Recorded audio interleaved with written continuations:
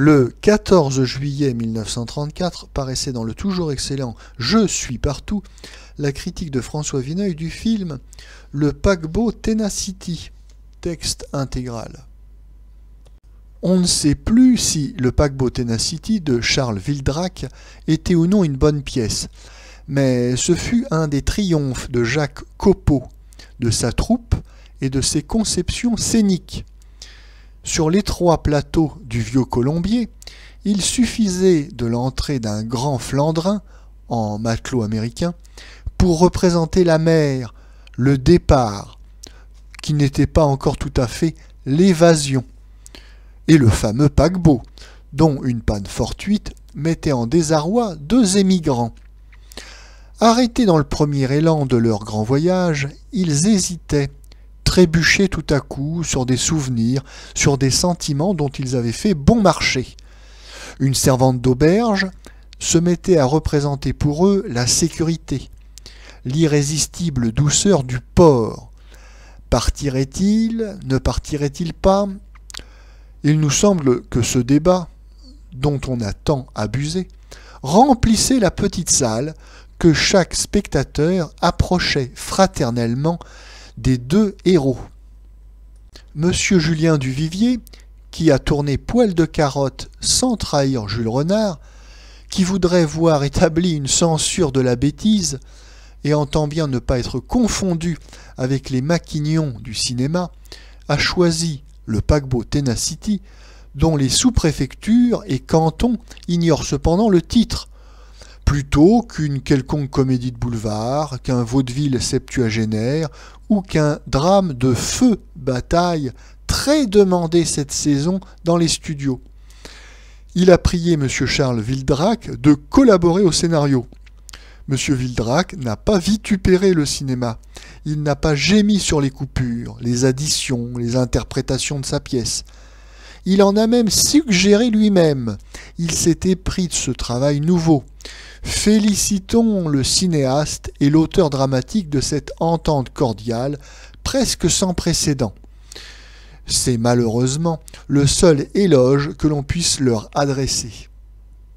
On ne pouvait détraquer plus irrémédiablement la machine à poésie montée naguère par M. Jacques Copeau. Une fois de plus, le cinéma ne touche à la littérature que pour la ridiculiser. On est consterné par l'indigence de l'intrigue. Comment peut-on faire un sort à ces misères? Nous pensons que M. Duvivier lui-même a vu la pauvreté de son scénario, éprouvé au milieu de sa besogne qu'il allait être bien difficile d'en faire 2000 mètres de cinéma, et de tirer à la ligne éperdument. On ne peut du moins s'expliquer d'une autre manière la profusion de lieux communs, d'inutilités, de poncifs dont il sème l'insignifiante histoire.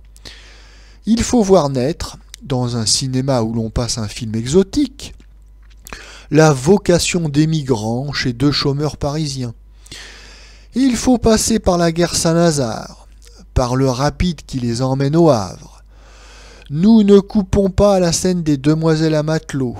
Nous comptons les cheminées des paquebots, les couchettes des cabines. C'est un mélange de ce que M. Gaston Batty fit de plus artificiel, Départ, de M. Gantillon par exemple, et des documentaires les plus ennuyeux. M. Julien Duvivier a l'ingénuité de croire encore, pour meubler son film, au bielle, au piston, au cabestan dont il multiplie les images. Quand l'héroïne, la servante d'hôtel, intervient, apportant l'amour avec elle, c'est à trépigner d'impatience. Quelle morne, quelle décevante promenade dans l'envers du théâtre. M. Julien Duvivier, pourtant, avec Poil de carotte, avait montré qu'il savait suggérer, résumer, substituer franchement l'image au texte. On a rarement vu une tentative aussi désespérée que Le paquebot Tenacity pour créer au moins l'illusion du mouvement. Les changements de cadre sont innombrables. Tout cela, malheureusement, n'est que hors-d'œuvre, accessoire, trompe-l'œil ou futilité. Le drame, lui, ne bronche pas. Il demeure, parmi toute cette stérile agitation, comme un meuble encombrant que l'on n'arrive pas à déplacer. On essaye bien de nous le faire oublier, mais il est là, se déroulant avec quelle lenteur, de réplique en réplique. Le dialogue volontairement a été banalisé, réduit aux mots les plus ternes. Quand par hasard éclate une réflexion un peu plus écrite, à laquelle M. Wildrac tenait sans doute, cela devient aussi déplacé et ridicule que si l'on entendait tout d'un coup déclamer dans une cuisine un marmiton avec les intonations du conservatoire. Ce que l'on pardonnera le moins facilement à M. Duvivier, c'est le choix de ses interprètes. M. Prélier, M. Laurent, Mlle Marie Glory, qui sont froidement mauvais. Pour essayer de les animer, de leur prêter un peu de naturel, on ne cesse de les faire vaquer à quelques menus besognes. Mademoiselle Marie Glory épluchera de la salade durant toute une déclaration d'amour. Mais elle ne sait pas davantage éplucher cette salade devant la caméra que M. Prélier porter une pile d'assiettes ou border un lit. Les plus humbles gestes, loin de créer un peu de vie, sont aussi conventionnels que des imprécations de M. Albert Lambert ou M. Desjardins. Le seul à l'aise, c'est M. Préjean, mais livré à lui-même, il se répand en blagues épaisses, en suffisances naïves, et il a réclamé une chanson. Cette chanson, on s'est empressé de la lui accorder. Il paraît cependant que le paquebot Tenacity est un film d'art. Où sont, dès lors, les bornes du cinéma commercial ?